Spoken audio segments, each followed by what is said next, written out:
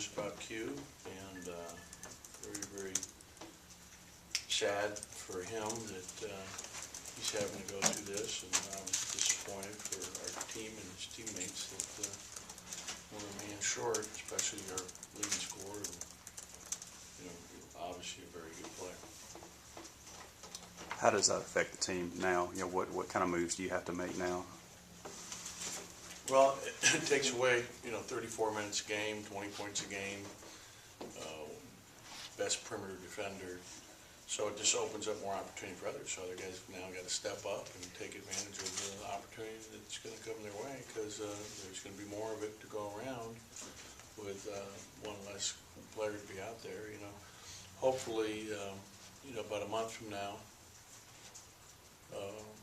exactly, we'll be able to start having Zay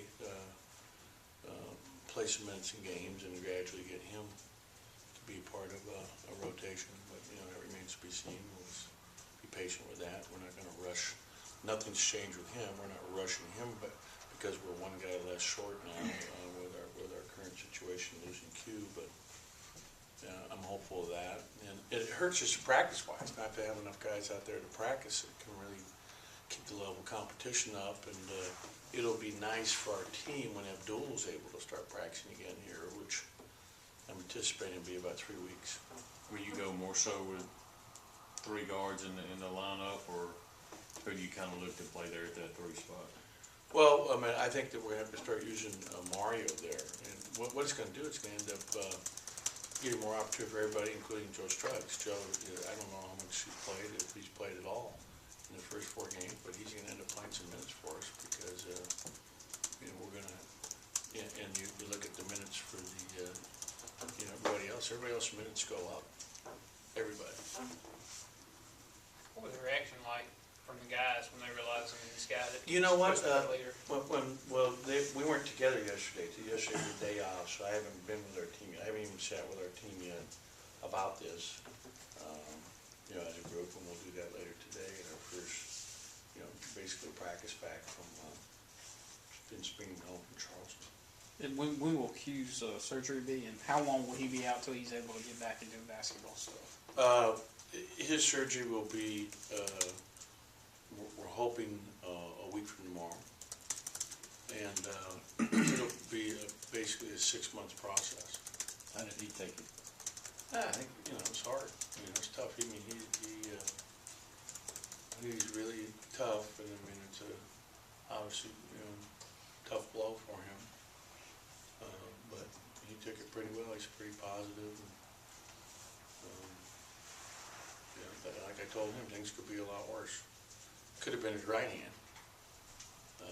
It's his left hand, which is good. It's the same injury that was sustained both by Tyson Cunningham and Falou here in the last few years, which is really odd. I've talked to other friends of mine that, they've had one of those injuries in 25 years. And this is our 3rd now in the last 4 years. Obviously, he can redshirt. Pardon me? Obviously, he can redshirt. Oh, yeah. this year. You have 25% of the games that you're allowed to play in before that becomes a question. So he'll be allowed to get a medical red shirt and be, kind of as a sophomore again next year when you start the season. But I know injuries are a part of any sport, but had our share in the last couple of years. Have you ever experienced this kind of injury, Brad? I didn't want to think about it. It's just unfortunate, though. I know you can't pick your schedule, but how tough of a matchup is that with a team like Lehigh coming in with that first game without you? Yeah, everybody. Our schedule, with these new SEC rules, it's very difficult because you're really, they're picked to win their league. They've got the 2-time reigning player of the year in the conference, and whose dad was a great player. They lost to Xavier on the road in the opener by 3. He was a top 10 team and had a chance in that game to win. So they're very good. It's going to be tough. Yeah, Tim Kempton, I think 26.3 points per game. What have you seen when you've watched him on film, and what kind of Just challenge? really skilled. Has all the skill level of stretch four, only he's a 5, and he can score inside, he can score over either shoulder, he can score facing up, he can, shoot from the perimeter. He's a very good player.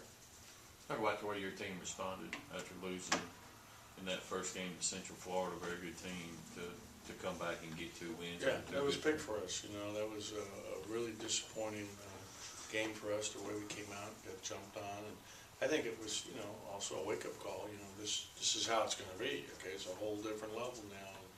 Just, how physical and how hard they pushed it in transition, and, I was really happy the way we responded in the next day. And it's hard when you're preparing on the day of the game for an opponent, very little prep time, and even the one day in between when we played UTEP. So our guys did a good job responding, and those were both really good wins for our young team. Along those same lines, how was it to see Lamar respond the way he did in that game? Yeah, he had a really good game against UTEP. He shot the ball, waiting for it to get to him. Made some nice passes and played good defense. Played good pressure man-to-man defense. How will y'all go about this week with Thanksgiving and everything? How will y'all go about practices? And Well, we practiced today, and today will be a shorter practice. We're going to watch film as well. We'll get a chance to watch any of the UTEP film. I think with such a young team, it's important that they watch and see, things we've got to get better at, the things that we're doing well, and try to learn a lot from watching yourself, which is going to be good for us. And then we'll practice tomorrow, and we'll practice again on Thursday, and then play Friday. With having so many young players like you do, can you almost see them getting better and maturing game by game? Yeah, it's going to be a process throughout the year, and our big thing now is, knock on wood, stay healthy and continue to improve, like you're talking about, each and every experience. And I thought I thought, for example, in the first half against Boise, I was really pleased with Schneider and EJ. They had 9 rebounds between the two of them in the first half of that game, and played really good defense and did a nice job. I was pleased. I thought Eric Holman had a really good game against UTEP. I mean, he played really well, especially the first half. He made a big basket, 49 all, little left-hand jump hook. I mean, did some really nice things. Tyson had a really good game for us in the Boise game, made some big timely shots. And so a lot of guys have contributed and done a really, you can see them growing, and that's been exciting. You talk about the progress of Mario, looks like he's getting you some good minutes. I know he's been a little bit of foul trouble.